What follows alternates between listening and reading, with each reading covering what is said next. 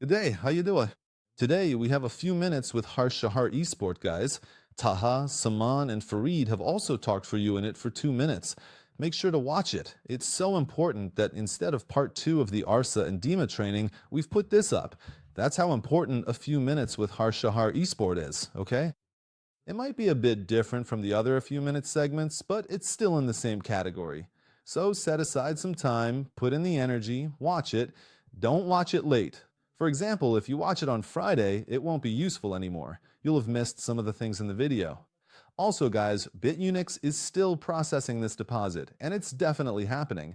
I think you have until the 11th of Azar to do it and be able to get it, okay? I'll put the link for you down below in the comments. If you make a deposit, I've written it down there. For every deposit you make, you get a 20% bonus. That 20% bonus is a real 100% bonus. I really negotiated hard for this, argued a lot to make sure it's a real 100% bonus, because the market conditions are changing and people shouldn't get upset about their own money. If you want to explore this new space, understand it, get yourself back into trading, regain your confidence, or whatever your reason is, your bonus won't be deducted from your principal. Even the bonus itself is usable, so go ahead and register. Also, after the deposit period, if for any reason someone doesn't receive their bonus, just send your UID and what happened. If someone tells you that you didn't get your bonus, send it to the liminal bot. I'll follow up on it. I'll personally follow up to make sure it's resolved. Let's move on. You guys were asking what this is. Here it is. In the mornings, I collect stones, and when I wake up, I turn this on. It's like NASA does a live stream from the space station with a camera, and I just sit and watch it. It's interesting for me to watch. Anyway, let's get to our monthly chart. There are 5 days and 18 hours left, and it's just like this. I'm just looking at the month, and after that, it could just be a small candlestick. Same thing on the weekly. There are 5 days and 18 hours left. It's likely that this candlestick could also be small, meaning that this week the movement size will probably be low. After all these red candles, suddenly getting a big green candle is unlikely. People say if we get a big green candle, that's great. If this weekly green candle manages to go up and close above the resistance, everything will go back to how it was before. Then we'll only open long positions, no more shorts. We'll just wait and see what happens with this top. That's the scenario that would be good for us if it happens, but honestly, it's not very likely. What's more likely is that we'll slowly move sideways in this box, the one we have here, between the resistance at 826 and the support at 712. We have this $10,000 box here, which is about 10%. The chance that we'll just range in here is higher. For example, if we go up and get rejected around 94, since at that point we'd have confidence in the box breaking, it's better if this correction doesn't get too deep. It's better if this correction doesn't get too deep, or if the market doesn't suddenly gather orders or forcefully collect them, and sellers don't get a chance to start selling again. It's better if this happens if we want to range within this box. RSI has now come up from oversold, so should we go and buy now? No, the trend is still bearish. The one I explained to you in the lesson, I said it's for an uptrend. An uptrend on the daily chart, let me show you an example of this. Like here in an uptrend, if we go into oversold and then bounce back, that can be a trigger for entry. Here we're in an uptrend, we haven't made a lower low, we hit 500 and still didn't make a lower low. But here we are making lower lows, so this doesn't really mean much. So what does this indicate? Not much, actually. It means buyers haven't really stepped in yet to take control. That red line is the ADX.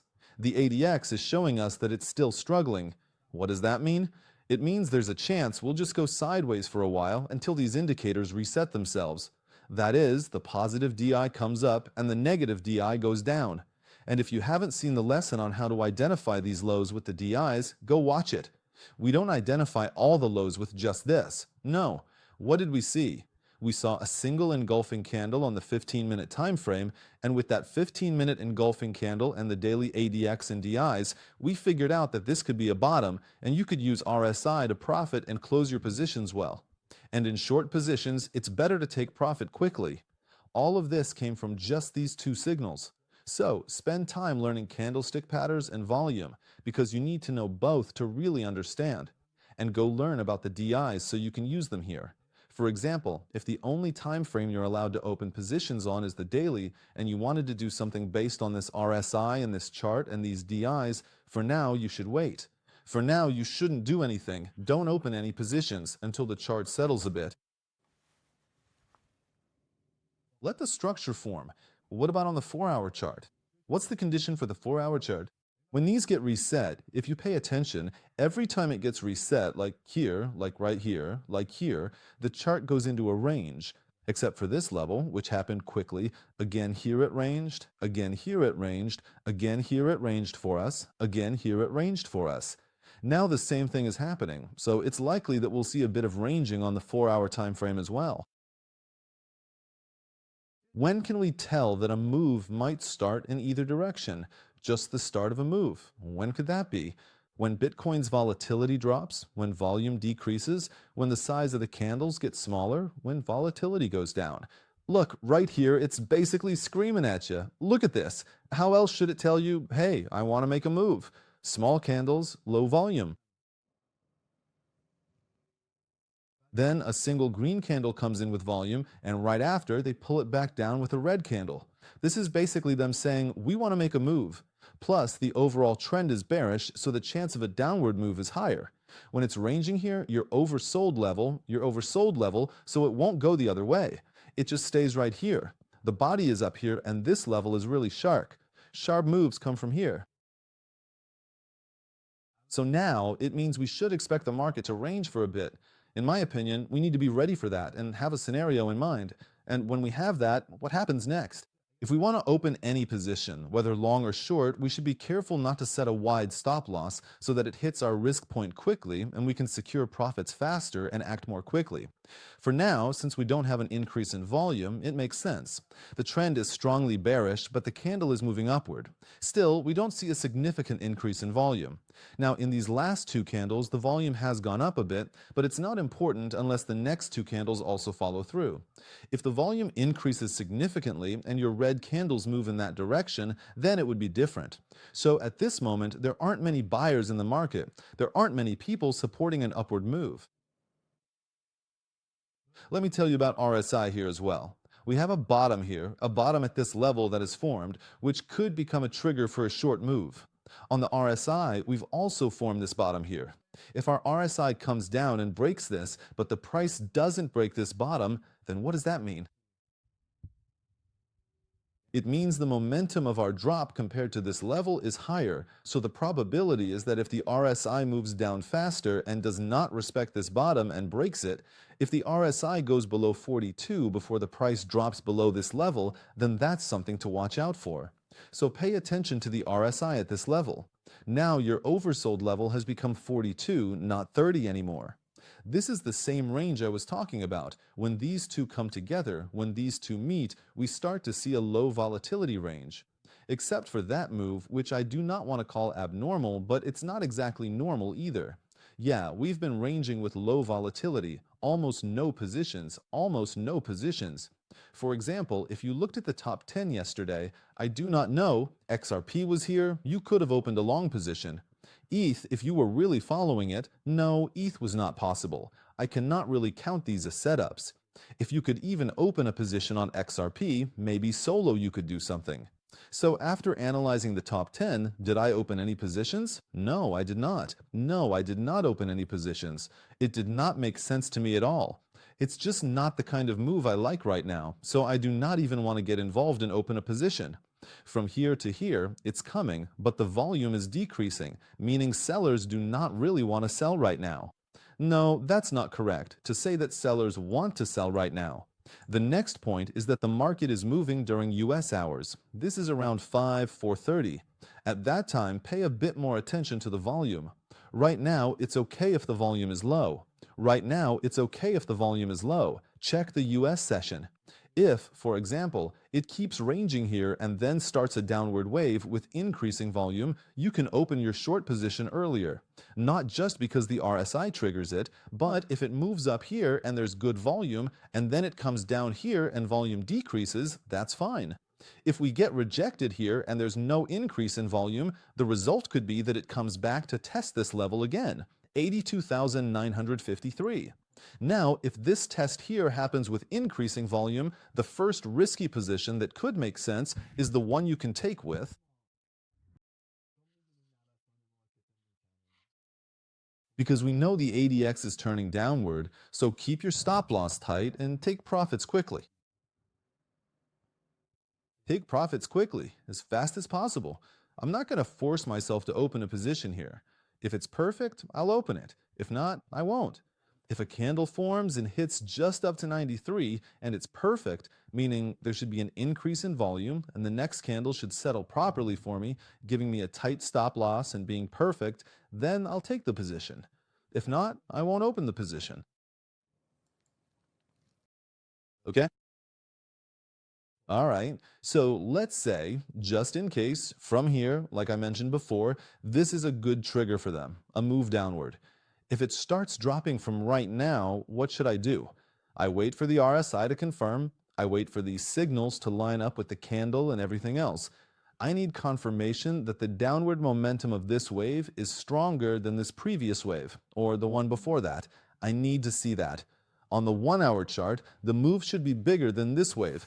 On the 15-minute chart, it should be bigger than the previous wave. I need confirmation of both of these. If I don't get confirmation for both, it's useless to me. I have a different approach, I'm saying.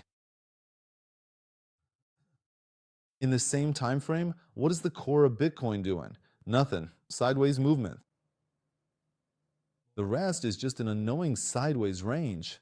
So how should we analyze this? I wish you had seen the market structure with the dominance chart. For the rest, I have an educational video with that title. You should watch it. Altcoins can do whatever they want now. For example, if one is really correlated with BTC and is very bullish, it can trigger a long entry. Like that day when it suddenly pumped, it gave a long trigger. If one of them is sitting on a really strong support zone, for example, it gives a reaction. Like cake, it gives a reaction, maybe even a trigger.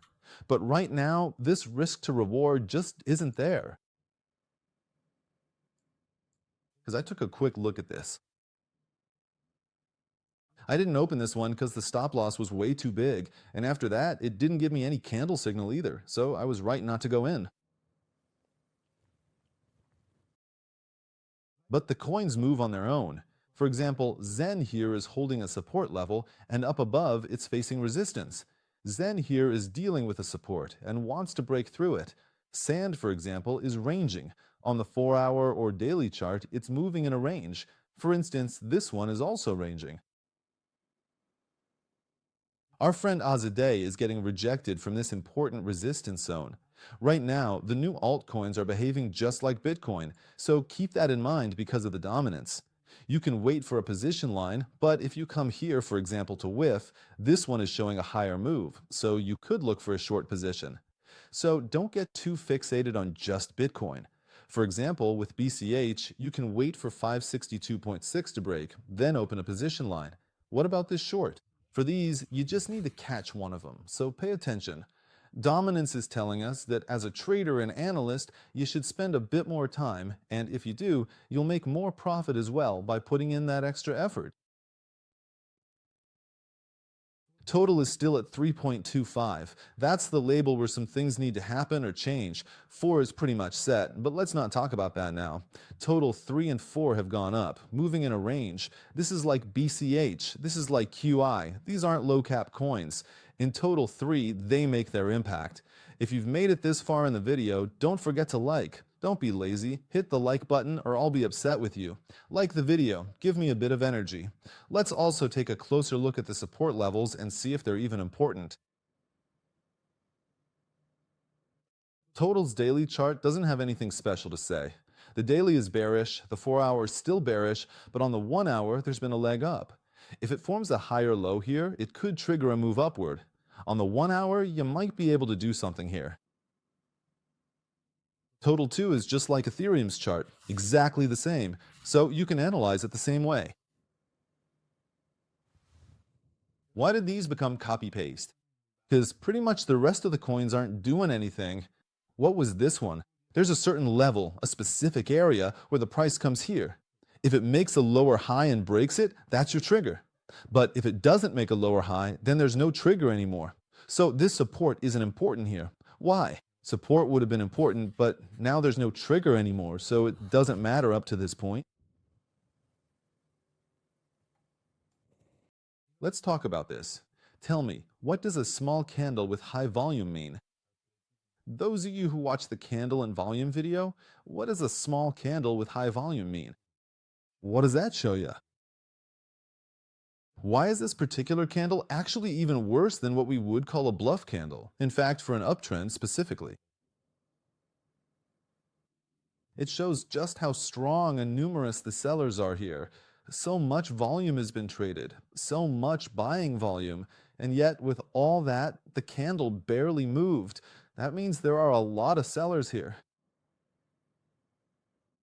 Now, if these sellers get taken out, since there are a lot of sellers here, and if they get liquidated, their positions will get wrecked. Their stop losses will get triggered. A breakout above 2.025 or 2.05 could be a whale move, could be a sharp whale-driven move upward.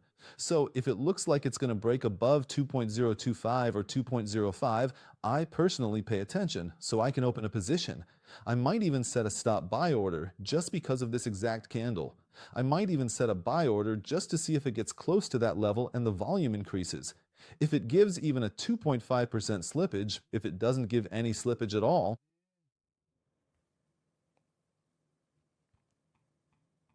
if it doesn't give any slippage, maybe I'll take the risk and go to the 15-minute chart, put the stop loss behind the candle and see if it reaches or even comes to test it. If there's no slippage at all, I'll do this. Question. What if on the 1-hour chart it just drops straight down from here? Nothing. This one just isn't part of our strategy, right? We couldn't have caught it. It wasn't in my strategy. Just like there are some positions we take that aren't in someone else's strategy, and they can't take them. This one isn't in mine or yours either. We can't catch these, and we have to accept that. Your strategy isn't supposed to catch every single market trigger or open a position on every wave. You need to understand what the strengths and weaknesses of your strategy are. If it's profitable, you have to come to terms with it. My strategy is profitable if you stick with it. Here, it doesn't give a late entry unless you want to lower your strategy's win rate. You might say, okay, I'll open this position here on the 15-minute chart with a stop loss here, but the chance of hitting the stop is pretty high. That depends on your own personality. Personally, I really don't like to open more than, say, 8 or 10 positions a month. Even that feels like a lot to me. But if you like to open more positions, then you should wait for the setups in your strategy that have given you a higher win rate, and then open positions. Maybe you say, no, I like to open 40 positions a month with this strategy. Well, then you should go ahead and do that. Here and there, as a trader, you have to make a decision. I'm just saying this for myself as an analyst and a trader. If this wave only comes down to here, it's not my concern, because in my strategy, there was no trigger for entry here.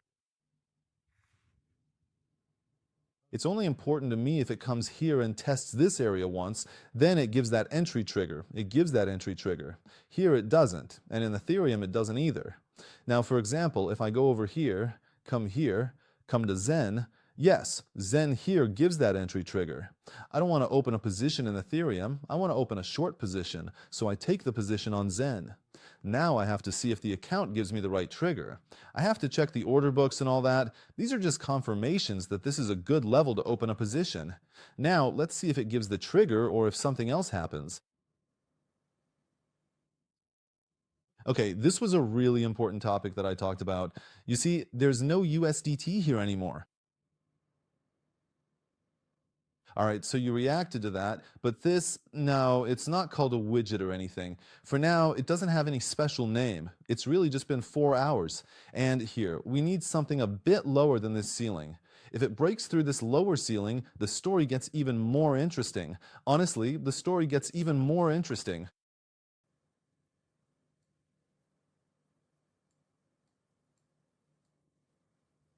I can't express it in the right way.